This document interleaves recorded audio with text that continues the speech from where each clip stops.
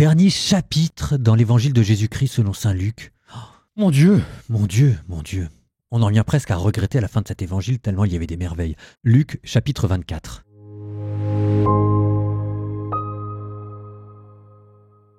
Luc, chapitre 24. Le premier jour de la semaine, à la pointe de l'aurore, les femmes se rendirent au tombeau portant les aromates qu'elles avaient préparés. Elles trouvèrent la pierre roulée sur le côté du tombeau. Elles entrèrent, mais ne trouvèrent pas le corps du Seigneur Jésus. Alors qu'elles étaient désemparées, voici que 2 hommes se tinrent devant elles en habits éblouissants. Saisies de crainte, elles gardaient leur visage incliné vers le sol. Ils leur dirent : « Pourquoi cherchez-vous le vivant parmi les morts ? Il n'est pas ici, il est ressuscité. Rappelez-vous ce qu'il vous a dit quand il était encore en Galilée. Il faut que le Fils de l'homme soit livré aux mains des pécheurs, qu'il soit crucifié et que le 3e jour, il ressuscite. » Alors, elles se rappelèrent les paroles qu'il avait dites. Revenues du tombeau, elles rapportèrent tout cela aux 11 et à tous les autres. C'étaient Marie-Madeleine, Jeanne et Marie, mère de Jacques. Les autres femmes qui les accompagnaient disaient la même chose aux apôtres. Mais ces propos leur semblèrent délirants, et ils ne les croyaient pas. Alors Pierre se leva et courut au tombeau, mais en se penchant, il vit les linges, et eux seuls. Il s'en retourna chez lui, tout étonné de ce qu'il avait vu.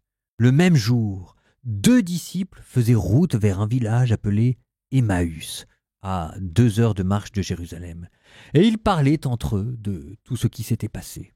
Or, tandis qu'ils s'entretenaient et s'interrogeaient, Jésus lui-même s'approcha et il marchait avec eux, mais leurs yeux étaient empêchés de le reconnaître.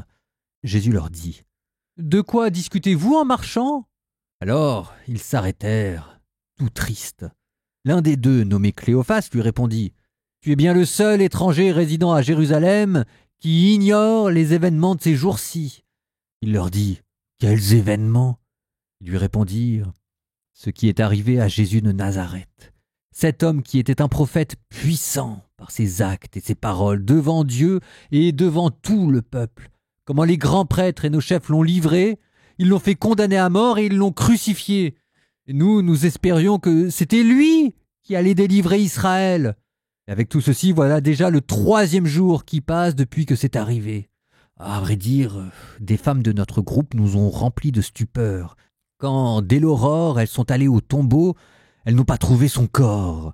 Elles sont venues nous dire qu'elles avaient même eu une vision des anges qui disaient qu'il est vivant. Quelques-uns de nos compagnons sont allés au tombeau. Ils ont trouvé les choses comme les femmes l'avaient dit, mais lui, ils ne l'ont pas vu. Il leur dit alors : « Esprit sans intelligence, comme votre cœur est lent à croire tout ce que les prophètes ont dit. Ne fallait-il pas que le Christ souffrit cela pour entrer dans sa gloire ? Et, partant de Moïse et de tous les prophètes, il leur interpréta dans toute l'Écriture ce qui le concernait. » Quand ils approchèrent du village où ils se rendaient, Jésus fit semblant d'aller plus loin, mais ils s'efforcèrent de le retenir. « Reste avec nous, car le soir approche et déjà le jour baisse. » Il entra donc pour rester avec eux. Quand il fut à table avec eux, ayant pris le pain, il prononça la bénédiction et, l'ayant rompu, il le leur donna. Alors leurs yeux s'ouvrirent et ils le reconnurent, mais il disparut à leur regard. Ils se dirent l'un à l'autre : « Notre cœur n'était-il pas brûlant en nous, tandis qu'il nous parlait sur la route et nous ouvrait les Écritures ?» Et à l'instant même, ils se levèrent et retournèrent à Jérusalem. Ils y trouvaient réunis les 11 apôtres et leurs compagnons qui leur dirent : « Le Seigneur est réellement ressuscité, il est apparu à Simon-Pierre. » À leur tour, ils racontaient ce qui s'était passé sur la route et comment le Seigneur s'était fait reconnaître par eux à la fraction du pain. Comme ils en parlaient encore, lui-même fut présent au milieu d'eux et leur dit : « La paix soit avec vous. » Saisis de frayeur et de crainte, ils croyaient voir un esprit. Jésus leur dit : « Pourquoi êtes-vous bouleversés ? Et pourquoi ces pensées qui surgissent dans votre cœur ? Voyez mes mains et mes pieds, c'est bien moi. Touchez-moi, regardez. Un esprit n'a pas de chair ni d'os, comme vous constatez que j'en ai. » Après cette parole, il leur montra ses mains et ses pieds. Dans leur joie, ils n'osaient pas encore y croire et restaient saisis d'étonnement. Jésus leur dit « Avez-vous ici quelque chose à manger ?» Et ils lui présentèrent une part de poisson grillé qu'il prit et mangea devant eux. Puis il leur déclara « Voici les paroles que je vous ai dites quand j'étais encore avec vous. Il faut que s'accomplisse tout ce qui a été écrit à mon sujet dans la loi de Moïse, les prophètes et les psaumes. » Alors il leur ouvrit leur intelligence à la compréhension des Écritures. Il leur dit « Ainsi est-il écrit que le Christ souffrirait, qu'il ressusciterait d'entre les morts le 3e jour, et que la conversion serait proclamée en son nom pour le pardon des péchés à toutes les nations, en commençant par Jérusalem. À vous d'en être les témoins. Et moi, je vais envoyer sur vous ce que mon Père a promis.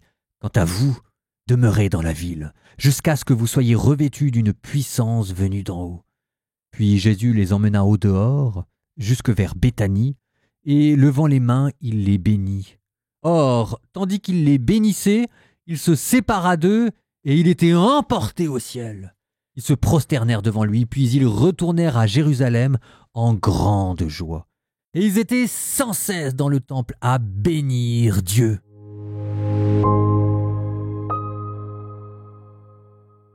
Dernière phrase de l'évangile de Jésus-Christ selon saint Luc. Et ils étaient sans cesse dans le temple à bénir Dieu. Nous avions commencé l'évangile avec Zacharie au temple, et nous avions vu comment ce temple avait été disqualifié à travers l'image de Zacharie qui s'enfonçait dans le mutisme et l'incrédulité, avant de voir, toujours dans le prologue selon saint Luc, Jésus naître à Bethléem dans une mangeoire, pour ensuite à nouveau être amené dans le temple, et par sa présence, réhabiliter le temple. Et ben voilà que de Bethléem, la mangeoire, à la scène où Dieu se donne en nourriture pour mourir sur la croix, nous sommes à nouveau dans le temple, un temple réhabilité. Sauf que cette fois-ci, le véritable temple dont il est question, c'est le temple céleste, la liturgie royale où Jésus, assis à la droite du Père, prie pour nous. Et entre les deux, d'un temple disqualifié à un temple retrouvé, il y aura eu cette lente prédication évangélique avant que Jésus ne l'accomplisse sur la croix.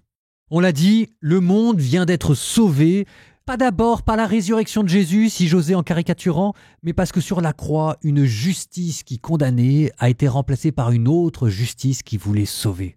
Bon, cette justice, c'est à nous maintenant de la faire nôtre. Comment la faisons-nous nôtre ? C'est là que Luc, et Luc seul, vous donne cet épisode avec les disciples d'Emmaüs. Et la manière de faire nôtre cette justice, c'est d'y communier. Et j'emploie à dessein le mot de communion, parce que vous êtes à la messe dans cet épisode, avec cette fraction du pain. Cette fraction du pain, c'est pas simplement une bénédiction. Si on vous dit que c'est à cette occasion-là que les disciples ont reconnu Jésus, c'est que cette fraction du pain avait quelque chose de particulier, qu'elle était reconnaissable entre mille, que c'était la fraction du pain qui a eu à la scène. Et d'ailleurs, dans les Actes des Apôtres, à chaque fois qu'on parlera de la fraction du pain, ce sera pour désigner le repas dominical, la messe. Jésus qui nous donne son corps et son sang en nourriture et en boisson, c'est Jésus qui nous donne d'être avec lui sur la croix, de mourir avec lui pour ressusciter avec lui. Sur la croix, ce n'est pas lui qui a décidé comment il allait mourir, mais le sens qu'il a voulu donner à sa mort, c'est lui qui en a décidé et qui l'a mis dans ce sacrifice du pain et du vin. Pour aller jusqu'au bout de ce que je vous dis, et vous allez voir où ça va nous amener, regardez la manière dont ce récit d'Emmaüs est construit. Vous avez d'abord Jésus qui rassemble des pèlerins égarés, qui les rassemble. Ensuite, deuxième mouvement, lecture de la Bible, et parcourant toutes les Écritures, il leur expliqua tout ce qui concernait le Messie. Je note à ce propos-là que Jésus, mine de rien et sans avoir l'air d'y toucher, jette les bases de ce qu'on appellera plus tard l'exégèse chrétienne, les principes qui permettent de lire la Bible, l'Ancien Testament, comme un chrétien, et notamment la grande clé de lecture qui consiste à dire que l'Ancien Testament préfigure le Christ. Ça, c'est la grande manière de lire la Bible quand on est chrétien. Ça porte un nom particulier, ça s'appelle la lecture typologique. Fin de la parenthèse, on retourne à Emmaüs, et ensuite, communion au pain, puis dernière étape, les disciples qui retournent à Jérusalem. Et ça, si vous regardez, c'est exactement de cette manière-là que les messes sont construites. On commence par rassembler tout le monde, il y a même une prière, ça s'appelle la collecte. Ensuite, liturgie de la Bible, puis liturgie sacrificielle, et on termine en disant « Ita missa est », ce qui ne veut pas dire « allez, la messe est finie », ce qui veut dire « missa missum, envoyé », « allez », c'est l'envoi.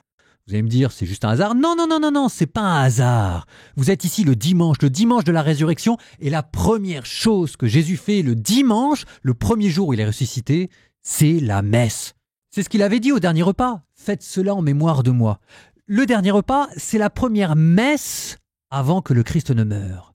Emmaüs, c'est la première messe avec le Christ ressuscité. Alors ça, ce que je viens de vous dire, moi j'ai longtemps cru que ça faisait simplement une belle page de catéchisme, et en fait j'utilisais les pèlerins d'Emmaüs pour parler de la première communion aux collégiens que je préparais.